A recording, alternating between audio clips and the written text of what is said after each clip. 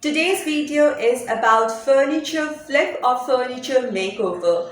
I thrifted my home, took 3 pieces of furniture from my home which are old and gave them a new look at a very low budget. I'm using a steel Almirah and 2 study desk or tables. This is an old Almirah. It's made out of steel. It's sturdy, it's strong, but it's pretty old and has been, chipped and damaged here and there. There are places where the paint has chipped off, and there are some stickers here. I think it was owned by some family with small kids. They have little stickers all over the Almirah here and there, and which makes it looks bit messy. And I need to deal with it, give it a fresh look. First of all, I'm trying to take out all the stickers that have been stuck here for years. I'm using my fingers, nails and the edge of a blade to scrape off little edges so that I can just pull out the stickers intact as much as possible. After that, I took some water in a little piece of rag and I applied it onto the areas where the stickers were there so that the paper part gets moist and I can peel it off. After a while, I took a rough rag and scrubbed off the areas which had the sticker pieces, and more or less they have come out pretty okay. Then I took some soapy water in a piece of rag and I scrubbed it all over by Almirah or the cupboard so that it can take off any dirt, grime that has been there and clean it a bit. After a while, I just wiped it clean with a clean dry rag and I will let it dry before I start my painting process. Luckily, there are no rusted edges or no sharp edges where the paint has come off, otherwise I would have used some sandpaper to smoothen out that surface before painting. I'm using some paint to make some geometric patterns here to demarcate the boundaries where I want to have the green color and where I want the white to go. So as I was doing it, I just ran out of the tape and didn't have the patience to wait till I get it from the shop. So later I just did some freehand painting. The freehand might not be crisp, but if you are okay with it, just go ahead and do a freehand painting. So after I was sure of the pattern, I started painting. First I painted near the edge of the tape and then painted it over in a thin first coat. So the first coat, base coat or the primary coat is just to cover the surface evenly and make it ready for the next coat. The first coat doesn't look very good.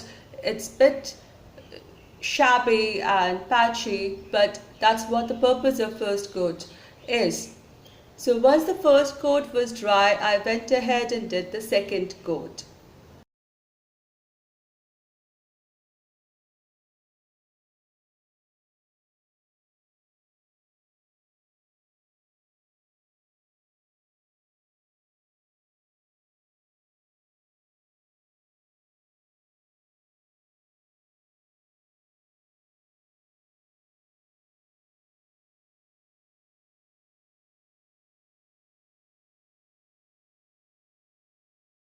Always have some old rags and newspaper handy to hold the dripping paint.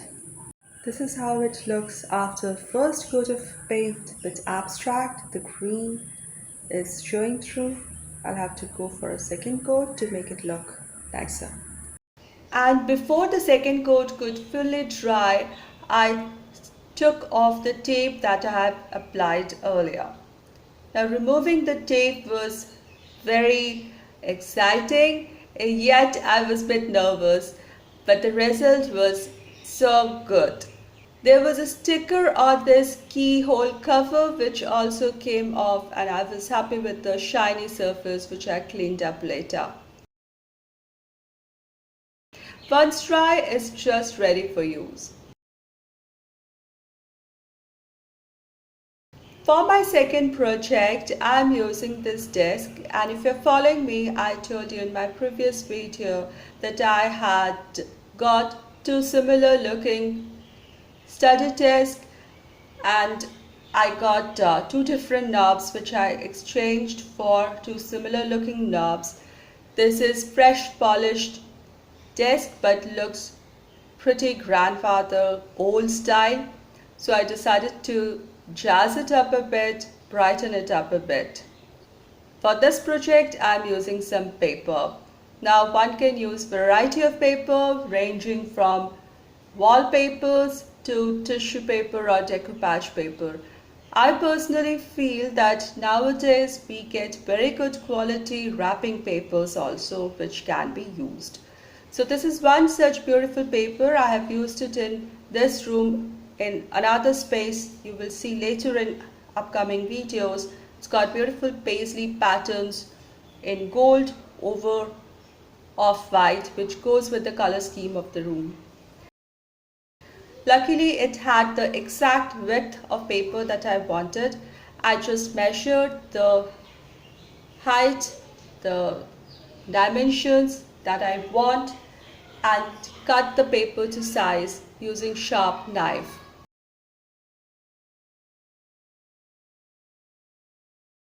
It's very important to remove any hardwares. Here I removed the knobs, and the surface is already clean, otherwise one needs to clean it and then apply a thin coat of glue on it.